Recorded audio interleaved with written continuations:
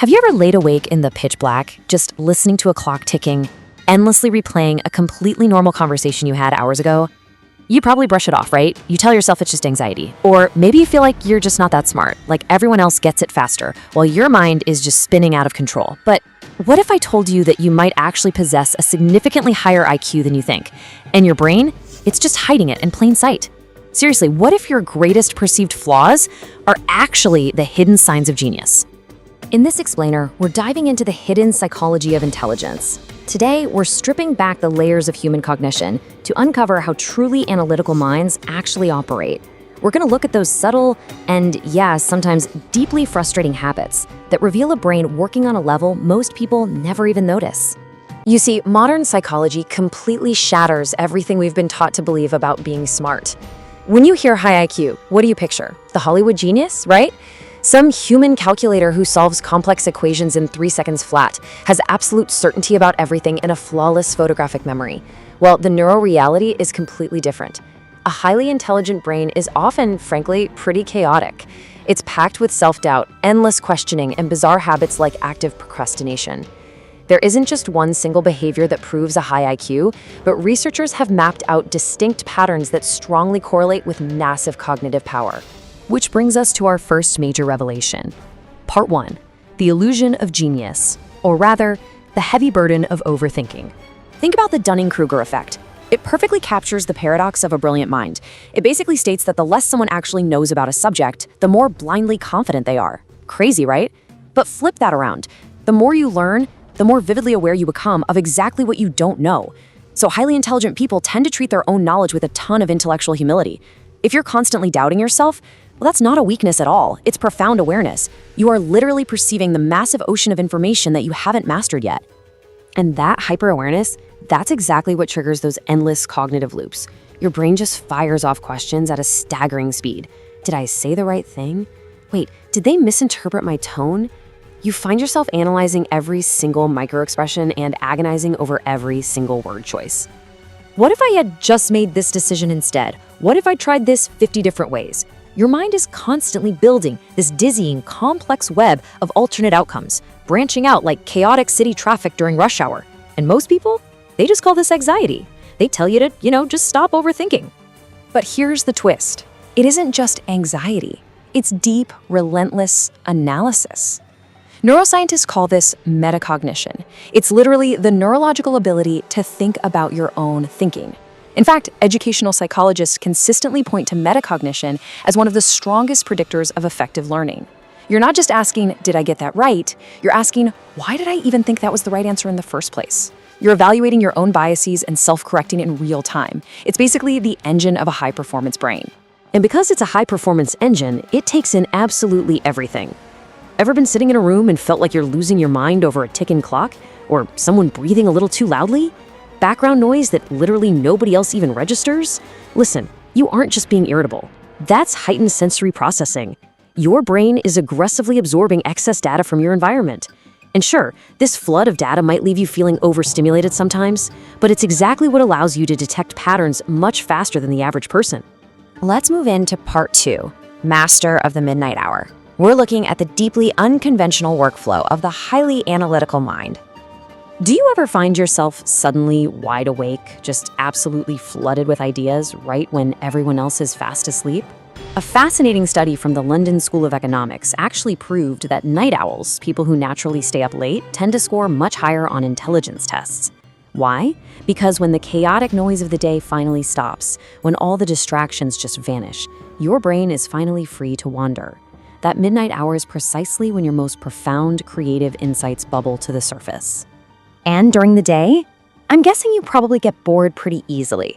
Maybe you even consider yourself a chronic procrastinator.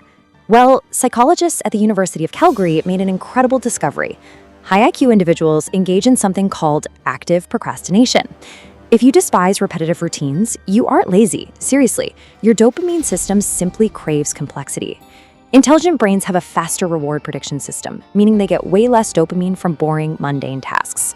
So your brain literally rejects busy work. It waits until the stakes are high, the pressure is on, and the task truly matters before executing with intense precision at the absolute last minute. Oh, and here's another great quirk, talking to yourself. I know it sounds a little crazy, right? But researchers at the University of Wisconsin found that people who verbalize their thoughts actually process information faster and retain it way longer. When you're muttering to yourself, you are quite literally coaching your own brain through complex reasoning. And hey, Albert Einstein famously did this all the time. So next time you catch yourself mumbling through a tough problem, just remember, you're in excellent company. All of this perfectly sets up our third section, connecting the unseen dots, or as I like to think of it, the pattern matrix. One of the most powerful traits of a genius-level mind is a remarkably high tolerance for ambiguity. Most people are absolutely terrified of uncertainty. It creates this deep psychological discomfort, so they rush to demand simple, black and white answers. But highly intelligent individuals, they thrive in the gray areas. They can hold completely competing ideas in their head at the exact same time without rushing to a premature conclusion. They understand that reality is nuanced. They'd much rather sit in the uncomfortable space of "I don't know yet" than make a snap judgment just to feel safe. And this tolerance for ambiguity allows them to see the world entirely differently. Instead of just memorizing isolated facts like some kind of robot, the highly analytical brain builds broad, interconnected frameworks. It's pure pattern recognition, which happens to be a core metric on intelligence tests. I mean, you might completely forget where you put your car keys this morning, but I guarantee you can effortlessly recall some hyper-specific random detail from a documentary you watched 5 years ago, or exactly what someone said to you on a random Tuesday in 2008. That's your working memory flexing. It's detecting hidden relationships between seemingly unrelated events to predict future outcomes. Because you're building these dynamic frameworks rather than just memorizing strict dogma, you naturally develop cognitive flexibility. Contrary to popular belief, intelligence is not measured by how fiercely you can defend an opinion. The ultimate scientific mindset is the willingness to completely revise your beliefs the second you're presented with better, credible evidence. Highly intelligent people separate their identity from their opinions. For them, changing their mind isn't a defeat. Actually, scratch that. It's more like a necessary software upgrade. So what's the final verdict here? If perfect grades, high test scores, and robotic memory don't define a genius, what actually does? Let's look at part 4, the ultimate cognitive proof. This brings us to a truth that shocks a lot of people.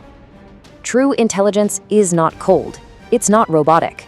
It actually involves intense neural sophistication.